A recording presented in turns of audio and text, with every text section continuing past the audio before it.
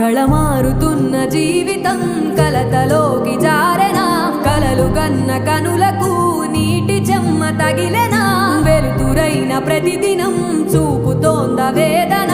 అందమైన బతుకున అలజడి చలరేగెనా ఏమిటి నీ పాపం ఏమిటి నీ నేరం చీకటి ముసిరిందే చిటికల్లోనా తీరదు నీ శోకం మార